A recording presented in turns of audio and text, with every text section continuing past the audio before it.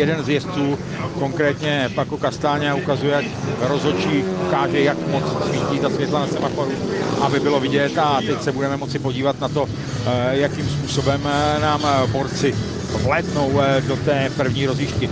Všechno je připraveno k tomu, aby ta první jízda mohla být odstartována a důležité je držet palce Janu Mackovi, který neměl úplně optimální start. Nechal se tam zavřít Paco Castañou, který je na prvním místě. Český reprezentant Jan Macek je na druhé příčce. Třetí je Luke Becker a čtvrtou příčku zatím tedy drží Matic Ivačič. Uvidíme, jestli se Honzovi Mackovi, kopřivnickému závodníkovi, podaří nějakým způsobem vyhrát na Paco Castañu. Paco Castaña také nejel v Pardubicích nějak špatně. Měl takový velmi rozevlátý styl, který udržoval po celou dobu všech svých rozjížděk, a tady je vidět, že tedy zvolil tu správnou stopu po tom startu a vlastně drží ten vnitřek, aby ho nemohl nikdo podjet. A teď ještě Jan Macek udělal chybu a nechal se předjet Lukem Beckerem a propadl se na třetí příčku. To je velká škoda pro českého jezdce. Podívejme se na Beckera, jak si tam vyšlápl ještě na Paco Castañu. Možná ho trošičku vyhnal na vnějšek a můžeme říci tedy, že vítězem první jízdy. Samozřejmě trošku se modlím, aby Adam Bednář zbytečně nebláznil, protože pravděpodobnost, že by někdo z té dvojky chyboval, je samozřejmě u dravého Adama Bednáře, tak doufejme, že jejich souboj bude v rámci fair play a nebude žádná velká chybka. Já doufám, že budou zdraví po tomto závodě, protože můžu už v tuto chvíli divákům prozradit, že ve středu budou právě tito dva borci hosty pořadu Svět motorů na programu ČT Sport, kde si popovídáme o jejich sezóně a vlastně i o tomto závodě, ale pojďme se věnovat této jejich jízdě, tedy 7. jízdě. Jan Kvěchmaník odstartoval lépe, Adam Buba Bednář na druhém místě a uvidíme, jestli se mezi ně zkusí zamotat také Matic Ivačič. Ten se protáhl před Adama Bubu Bednáře, jede na druhém místě. Teď bych chtělo, aby Adam Buba Bednář zaútočil na tohoto slovinského jezdce. Jede nalepený a za jeho zády zkouší to povnějšku nabrat rychlost, ale tam to vypadá, že je tam nějaký prostor, kde se ten motocykl trošičku více zpomalí a teď to Adam Buba Bednář přetočil. Naštěstí zůstává sedět na motocyklu. Bohužel jede až za všemi svými soupeři a vypadá to, že z této jízdy zřejmě nepřiveze žádný bod a teď vidíme, že Adam Buba Bednář dokonce z této rozjížďky odstupuje. Je to velká škoda, ale na druhou stranu Jan Kvěch je neustále v čele na prvním místě a jede si podruhé v tomto závodě pro tříbodový zisk a zázem tak patří k těm největším favoritům. Pro Adama Bubu Bednáře je to velké zklamání, ale stále ještě je čas nastoupí proti sobě, tak ji budeme moci nazvat jízdou pravdy. Luke Becker, Nils Christian Iversen, Jan Kvěch, zatím nejsilnější trojka dnešního závodu určitě, viď?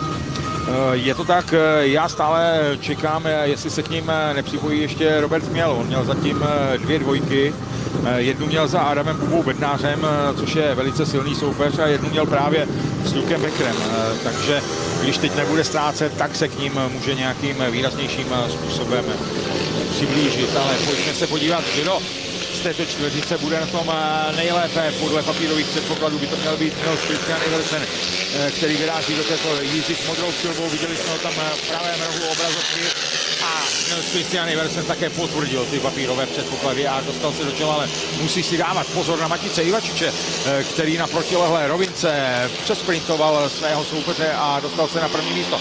Nils Christian Iversen se mu to snaží vrátit, ale zatím mu to nevyšlo. Oba dva borci jedou v těsném háku za sebou. Opět ta zatáčka, která je za cílovou rovinkou, byla taková, že oba dva borce srovnala trošičku dohromady, ale zezadu se tam ještě tlačí Robert Chměl, který jde na druhé místo, takže Nils Christian Iversen byl chvíli v čele, tak teď už se propadl na třetí příčku a Robert Chměl, jak jsem tady před chvíli o tom hovořil, se nechce smířit s pozicí toho, kdo bude tady paběrkovat vždy každou jízdu po 2 bodech a teď si chtěl 3 body a vypadá to tedy, že si pro ty 3 body možná i dojede.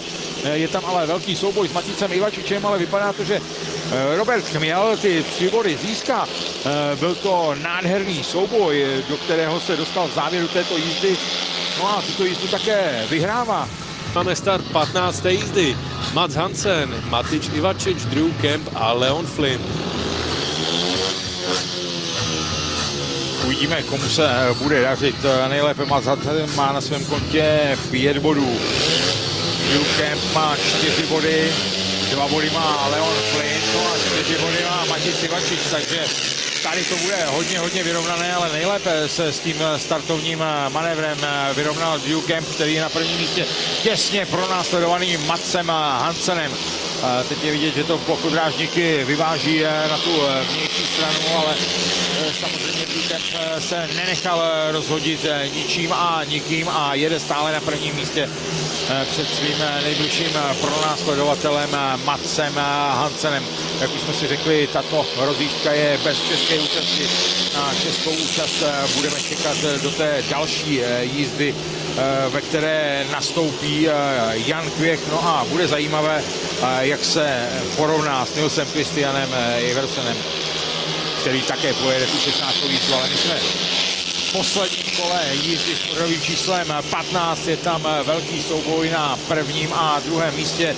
Uvidíme, jestli Drew Kemp tu trojku uhájí, nebo zda se podaří s červenou přilbou jedoucímu Matsi Hansenovi dostat dopředu, což se nestalo. Předvedl v předchozí jízdě, kdy získal 3 body.